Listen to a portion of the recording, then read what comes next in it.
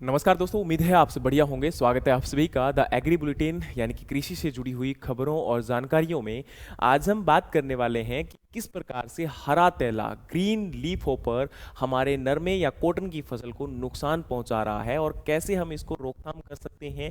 क्या और किसके द्वारा ये सर्वे किया गया है और इस सर्वे में क्या पाया गया है। तो चलिए सारी जानकारी आपके साथ साझा करना चाहूँगा। सबसे पहले बताना चाहता हूँ कि हरा तेला ग्रीन लीफ होपर, जिसको हम जैसिड के नाम से भी जानते हैं, ये वो कीट है जो कि अब कॉटन या नरमे की फसल के अंदर काफी नुकसान पहुंचा रहा है। अभी रिसेंटली सर्वे किया गया है साउथ एशिया बायोटेक्नोलॉजी सेंटर, जो कि प्रोजेक्ट बंधन के अंदर, और ये प्रोजेक्ट बंधन जो है वो इस इंस्टीट्यूट के द्वारा चलाया जा रहा है। और ये इंस्टीट्यूट जो है वो जोधपुर में लोकेटेड है, इसका हेडक्वार्टर। और इनके द्वारा अभी पंजाब, हरियाणा और राजस्थान में एक सर्वे किया गया था जुलाई 2025 यानी कि पिछले महीने। और इस सर्वे में ये पाया गया कि अभी जो कॉटन की फसल है, जो पिछले 3 साल के बाद इस बार काफी अच्छी दिख रही थी, उस फसल के अंदर पिछले 10 साल से जो आक्रमण इतना अधिक जिसका नहीं देखा गया था, वो इंसेक्ट जिसका नाम है ग्रीन लीफ होपर या हरा तेला भी हम इसको बोलते हैं, जैसिड भी हम इसको बोलते हैं,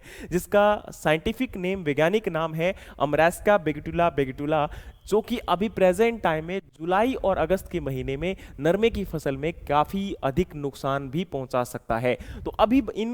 इस सर्वे में यह पाया गया कि पंजाब, हरियाणा और राजस्थान, पंजाब के अंदर मानसा, बठिंडा, अबोहर और फाजिल्का, हरियाणा के अंदर हिसार, फतेहाबाद और सिरसा, और राजस्थान का जो हनुमानगढ़ और श्री गंगानगर डिस्ट्रिक्ट, जो कि आपके कॉटन बेल्ट के नाम से जानते हैं, इन जिलों के अंदर अभी जो है वो काफी हद तक प्रकोप इस जैसिड या हरे तेले का देखा जा रहा है, जिसकी वजह से फसल के अंदर माना जा रहा है कि 35% तक भी फसल की जो उत्पादन क्षमता है या वो गिर सकती है। तो इतना बड़ा नुकसान जो है किसानों को हो सकता है, जो कि पिंक बोलवर्म की वजह से किसान पहले भी नरमे के अंदर, या गुलाबी सुंडी के कारण किसान पहले भी परेशान थे, अब एक और यहाँ पर कीट का प्रकोप किसानों की जो समस्याएं हैं वो बढ़ा सकता है। जी हाँ, अब बताना चाहूंगा कि ये जो कीट है जिसको हम हरा तेला के नाम से जानते हैं, ये कुछ इस प्रकार का दिखता है। इसकी जो लेंथ है वो 3.5 mm की होती है, और ये थोड़ा सा, मतलब ये कह सकते हो कि हल्का हरे रंग का देखने को मिलता है, जैसे कि तोता,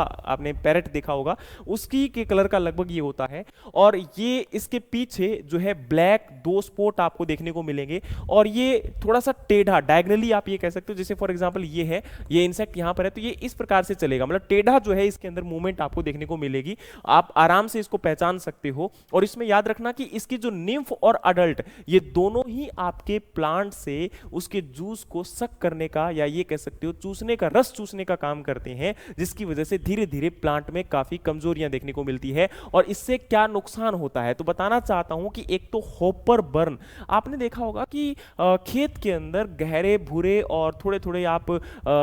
काले कलर के जो है पौधों के अंदर पत्तियों में धब्बे देखने को मिलेंगे, और ऐसा नजर आएगा जैसे बर्न, आपका जला हुआ जो है पूरा खेत नजर आता है। इसके अलावा धीरे धीरे पत्तियां जो है वो पीला पड़ना स्टार्ट हो जाती हैं, और अगर खतरनाक अटैक होता है तो उस केस में पत्तियां नीचे की ओर कंप्लीटली मुड़ जाती हैं, और उनमें काफी हद तक आपको पीलापन जो है वो ज्यादा नजर आएगा, और उनके अंदर जो लीफ है या जो आपके पत्तियां हैं वो टूटना भी स्टार्ट हो जाती हैं, और धीरे धीरे ये पूरे प्लांट के ऊपर आपका स्प्रेड हो सकता है और पत्तियां सूखना स्टार्ट हो जाएंगी, और पौधे के अंदर उपज लगभग 30% तक कम हो सकती है। और बात करें तो ये ज्यादातर किस मौसम में, या कैसा मौसम इसके लिए अनुकूल होता है, तो बताना चाहता हूं कि जहां पर नमी की मात्रा ज्यादा होती है, या जहां पर आपका मौसम थोड़ा सा ठंडा होता है, या जहां पर आपके बादल छाए रहते हैं, ऐसे एरिया में इसका प्रकोप ज्यादा देखने को मिलता है, क्योंकि ये जो स्थिति मैंने आपको अभी बताई है ये इस कीट के लिए काफी अनुकूल होती है। और आप लोग जानते हैं इस बार बारिश काफी ज्यादा हुई है, और बारिश होने के साथ साथ मौसम में नमी भी ज्यादा है, और नमी होने के साथ साथ आपका जो है यहाँ पर तापमान में भी थोड़ी सी कमी है, गिरावट है, और जिसके कारण अभी इस कीट का प्रकोप ज्यादा देखने को मिल रहा है। लगभग एक सीजन के अंदर इसकी 11 जनरेशन हमें देखने को मिल जाती है। बात करें वेदर कंडीशन, जो कि अभी प्रेजेंट टाइम में मैंने बताया कि इसके लिए मौसम अनुकूल कौन सा है, तो मौसम अनुकूल इसके लिए है कि आपका मौसम के अंदर नमी होना, ज्यादा बारिश का होना जिसके कारण नमी बढ़ती है और नमी लंबे समय तक रहती है, मौसम का थोड़ा सा ठंडा होना, और इसके साथ साथ पौधे की जो ग्रोथ होती है, पौधे के अंदर जो हरापन है वो ज्यादा आता है, जो कि इस कीट के लिए काफी अनुकूल माना जाता है और ये ज्यादा इसके ऊपर अटैक करेगा। This combine to create optional breeding condition for jassid, यानी कि अब इस तेले के लिए, हरे तेले के लिए ये स्थितियां अनुकूल पैदा होती हैं और इसी की वजह से और ज्यादा ये मल्टीप्लाई करता है और अटैक करता है। बात करें तो ये सर्वे किसके द्वारा किया गया था, तो सर्वे मैंने अभी बताया कि एसएबीसी की जो टीम थी उसमें डॉक्टर भागीरथ चौधरी, डॉक्टर दिलीप मोंगा, डॉक्टर नरेश, डॉक्टर दीपक जाखड़ और केएस भारद्वाज जो हैं वो इस प्रोजेक्ट बंधन को सर्वे कर रहे थे और इस सर्वे के अनुसार उन्होंने ये पाया कि एक पत्ते के ऊपर लगभग 12 से 15 जैसिड हरे तेलिया जो कीट है वो पाया गया। यानी कि सोचकर देखिए, एक पत्ते के ऊपर 5 से 6 हो सकते हैं ये कीट, तो उस केस में इसको माना जाता है कि इकोनॉमिक थ्रेशोल्ड लेवल आ जाता है जहां पर हमें स्प्रे करना या पौधे के ऊपर आपका किसी प्रकार से केमिकल का छिड़काव करना जरूरी हो जाता है या उस कीट का नियंत्रण करना काफी जरूरी हो जाता है। अगर समय पर नहीं किया गया तो उसमें नुकसान भी हो सकता है। और अब तो पत्तियों के ऊपर लगभग एक पत्ती पर 12 से 15 कीट जो है वो देखने को मिल रहे हैं, तो इसका मतलब नुकसान काफी बड़ा हो सकता है। अब बात करें तो इसमें आपका ग्रेड 3 और ग्रेड 4 का जो है इंजरी, यहां पर ये कह सकते हो नुकसान जो है वो देखने को मिल रहा है। बोलोगे सर ये ग्रेड 3 और ग्रेड 4 क्या है, तो यहां पर आपका सिम्टम्स और ग्रेडिंग को लेकर ICR, central institute of cotton research के द्वारा कुछ ग्रेडिंग जो है यहां पर बनाई गई है। उनमें ग्रेडिंग ग्रेड 2,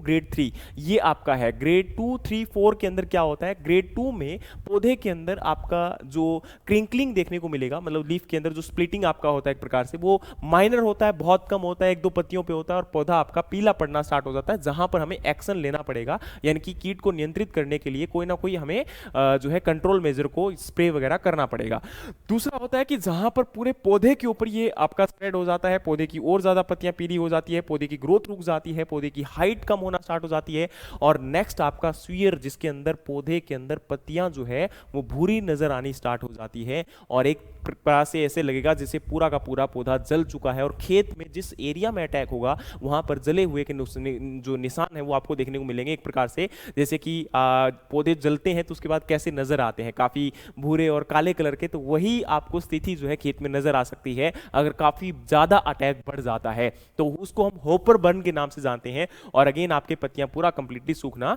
स्टार्ट हो जाती है। वहीं अगर हम बात करें तो आपको बताना चाहता हूं कि फार्मर्स के लिए अभी क्या एडवाइजरी जो है इसमें जारी की गई है। तो पहला एडवाइजरी ये है कि हमें लगातार खेतों को मॉनिटर करना है, उनको देखते रहना है कि कहीं पर अटैक बढ़ तो नहीं रहा। लीफ के जो नीचे का हिस्सा है उसे हमें जरूर देखना है। अब नीचे के हिस्से में आप इस प्रकार से जो है इन लीफ होपर को देख सकते हो और उनको गिन भी सकते हो, जैसे 1 2 3 4 5 6 7 8 9 10 11, है ना। तो ये अगर आपको देखने को मिलते हैं कि एक पत्ती के ऊपर 5 या उससे ज्यादा है तो इसका मतलब आपकी खेत के अंदर नियंत्रित करने का टाइम आ चुका है, अभी हमें नियंत्रण करना पड़ेगा। अगर ये उससे कम है तो फिर कोई प्रॉब्लम की बात नहीं है, लेकिन रेगुलरली मॉनिटर जरूर करिए। अगर आपको देखने को मिलता है कि ज्यादा है तो फिर कोशिश करिए कि भाई इसको जो है आपका कंट्रोल किया जाए, नियंत्रित किया जाए। अब ईटीएल गाइडलाइन के अनुसार क्या है कि 2+ होपर लीफ और ग्रेड 2 सिम्टम जो है अगर नजर आते हैं तो हमें यहां पर क्या करना पड़ेगा, यानी कि 2 या 3, वैसे तो ये कहते हैं कि 5 तक आप थोड़ा बहुत भी नियंत्रित करोगे या थोड़ा बहुत नीम वगैरह की जैसे स्प्रे वगैरह है आप करते स्टार्ट करिए। तो अगर 2 आपको होपर या 2 से ज्यादा 3 4 देखने को मिलते हैं तो उस समय केवल आप नीम बेस्ड स्प्रे को अप्लाई करके या कोई भी ऑर्गेनिक बायोपेस्टिसाइड को यूज करके आप क्या कर सकते हो, उसको नियंत्रित कर सकते हो। लेकिन स्प्रे जो करना है वो आपको याद रखना है कि अर्ली मॉर्निंग में या लेट इवनिंग के टाइम पर करना है, ताकि जो नमी है वहां पर बनी रहे पत्तियों के ऊपर वगैरह, और जो केमिकल है उसका प्रभाव भी वहां पर अच्छा देखने को मिलेगा और पौधे की पत्तियों के ऊपर जो आपका स्प्रे होता है वो अच्छे से चिपक भी जाता है। और दूसरी तरफ अगर दोपहर वगैरह में करते हो तो उस समय क्या होता है, मौसम काफी गर्म होता है, तो जो आपने स्प्रे को अलाउ किया है काफी हद तक उसमें से वाटर आपका क्या हो जाएगा, इवेपोरेट हो जाएगा और पत्ती के ऊपर पूरा अच्छे से स्प्रेड नहीं हो पाएगा, और जो कि बहुत जरूरी होता है, लंबे समय तक टिकना भी बहुत जरूरी होता है। तो इसलिए आप कोशिश करिए कि अर्ली मॉर्निंग यानी कि सुबह जल्दी या आपका थोड़ा सा लेट मतलब जो है शाम के टाइम पर कोशिश करिए कि 5-6 बजे के बाद जो है वहां पर खेत में स्प्रे करें, ठीक है। तो ये ध्यान करना जरूरी है। और अगर आपको लगता है कि अटैक काफी ज्यादा बढ़ चुका है तो खेत में ये कुछ केमिकल हैं जिनको आप यूज कर सकते हो, जैसे आपका टोल्फेनापाराइड है जो कि आपका 15 EC के फॉर्म में आता है, 300 ml पर एकड़ आप यूज कर सकते हो, या आपका फैन पायरोक्सीमेट है, फ्लोसीकेमाइड है, या फिर आपका डाइनोटफिनोन है। अब ये तो आपका ओशिन के नाम से आपने मार्केट में देखा होगा, ये देखने को मिलता है। तो 60 ग्राम प्रति एकड़ की इसको डोज यूज कर सकते हो। थायमेथोक्सोम जो कि आपका एक्टारा के नाम से मार्केट में आता है, इसको भी आप यूज कर सकते हो 40 ग्राम प्रति एकड़ की डोज के साथ, ठीक है। तो जिसकी कोशिश करिए कि जो लीफ के नीचे का हिस्सा है, मैंने अभी आपको दिखाया था ना कि वहां पर इसका अटैक काफी ज्यादा देखने को मिलता है, और या वहां पर आपको ऑब्जर्व जो है अंडे वगैरह देते हुए ये मिलेंगे। तो कोशिश करिए कि लीफ के जो नीचे का हिस्सा है उसको काफी अच्छे से आप कवर कर दीजिए, स्प्रे से उसको जो है अच्छे से नहला दीजिए पौधे को, ताकि वहां पर आपका जो है किसी प्रकार से अटैक ना कर पाए। दूसरा, खेत के अंदर जो खरपतवार हैं उनको भी हटाने की कोशिश करिए, क्योंकि कई बार पौधे के ऊपर वो आपका अंडे वगैरह नहीं देता है, खरपतवारों पे ज्यादा देता है, तो उस केस में क्या होता है कि वहां पर मल्टीप्लिकेशन रेट उसके लिए ज्यादा मिल जाएगा। तो ये भी बहुत जरूरी है। तो हमेशा ध्यान रखें कि नियंत्रित जो आपका अगर खेत है जिसके अंदर लगातार हम लोग कोशिश कर रहे हैं कि मॉनिटर कर रहे हैं, ध्यान दे रहे हैं, तो अब उसके अंदर ज्यादातर प्रकोप नहीं देखने को मिलेगा। और एक बात और बताना चाहता हूं कि इंटीग्रेटेड पेस्ट मैनेजमेंट जो स्ट्रेटजी है उसको जरूर फॉलो किया जाए। इनिशियल में जब खेत के अंदर आपका स्प्रे किया जाना है तो डायरेक्टली इन केमिकल को ना डाला जाए। कोशिश की जाए कि जो नीम बेस्ड स्प्रे आपकी होती है या नीम की पत्तियों को उबालकर भी आप खेत के अंदर जो है डाल सकते हो, जिससे पौधे जो है उनके ऊपर कीट का प्रकोप काफी हद तक कम देखने को मिलता है। और इससे किसान की जो जेब है उसके ऊपर जो आपका कहते हैं ना कि ज्यादा प्रभाव नहीं पड़ता है, क्योंकि ये जो नीम वगैरह की पत्तियां हैं वो तो हमारे खेतों में ही मिल जाती हैं, और हम उनको उबालकर जो है डायरेक्टली क्या कर सकते हैं, क्योंकि हमारे आसपास बहुत सारे ऐसे पौधे हैं। तो कोशिश करिए कि इससे खेत के अंदर आपके कीटों को नियंत्रित किया जाए। लेकिन अगर समस्या ज्यादा गंभीर देखने को मिलती है तो फिर वहां पर आप जो है इन स्प्रे को या इन केमिकल को प्रयोग में ला सकते हो, क्योंकि इन केमिकल्स का जो प्रयोग है वो हमारे स्वास्थ्य को भी काफी हद तक नुकसान पहुंचाता है, हमारे आसपास जो मित्र कीट हमारे होते हैं खेतों में उनको भी नुकसान पहुंचाता है। इसलिए कोशिश करिए कि केमिकल्स का प्रयोग जो है कम से कम किया जाए, और समय रहते खेतों के अंदर ऐसी वेराइटीज को ग्रो करवाई जाए जो आपकी काफी रेजिस्टेंट होती हैं। लेकिन अगर इंसेक्ट्स इस प्रकार से अटैक कर रहे हैं और आ चुका है तो कोशिश करिए कि पहले बायोपेस्टिसाइड या फिर आपके जो या कह सकते हैं नीम बेस्ड स्प्रे हैं उनका प्रयोग में लाया जाए, और अंत में हम इन केमिकल को प्रयोग में लाएं। लेकिन अभी बहुत जरूरी है कि खेतों के अंदर, जैसे अभी हमारी धान की फसल है या नरमे की फसल है, अच्छा नरमे की फसल के अंदर एक और अहम कीट हमारा पिंक बॉलवर्म जो गुलाबी सुंडी के नाम से जानी जाती है, उसका भी प्रकोप काफी ज्यादा होता है, तो उसको भी समय रहते हमें नियंत्रित करना बहुत जरूरी है। तो ये हमारा आज का सेशन था, लेकिन आने वाले समय के अंदर हम और भी इंपॉर्टेंट और महत्वपूर्ण टॉपिक्स के साथ आपको बात करते रहेंगे। और ये सेशंस बहुत जरूरी होते हैं किसानों के लिए, कृषि छात्रों के लिए जो कॉम्पिटिटिव एग्जाम या ये कह सकते हो प्रतिस्पर्धा के लिए तैयारी कर रहे हैं और अपने आप को बेहतरीन ऑफिसर्स बनाने की एक उम्मीद रखते हैं, या फिर ऐसे लोगों के लिए जो एग्रीकल्चर में अच्छी नॉलेज लेना चाहते हैं, उनके लिए ये सेशन बहुत जरूरी होते हैं। तो कोशिश करिए कि इन वीडियोस को मैक्सिमम लोगों के साथ शेयर करें, ताकि हम अच्छी जानकारी और लेकर आ सकें आप लोगों के लिए, और बेहतरीन रिसर्च करके आपको ये कंटेंट अवेलेबल करवा सकें। उम्मीद है कि वीडियो पसंद आया होगा। लाइक्स और शेयर सब्सक्राइब करना मत भूलिएगा, लेकिन कमेंट करना भी मत भूलिएगा कि वीडियो आपको कैसा लगा और आपको आने वाले टाइम के अंदर किस प्रकार के वीडियोस की जरूरत है। जय हिंद, जय भारत, जय जवान, जय किसान।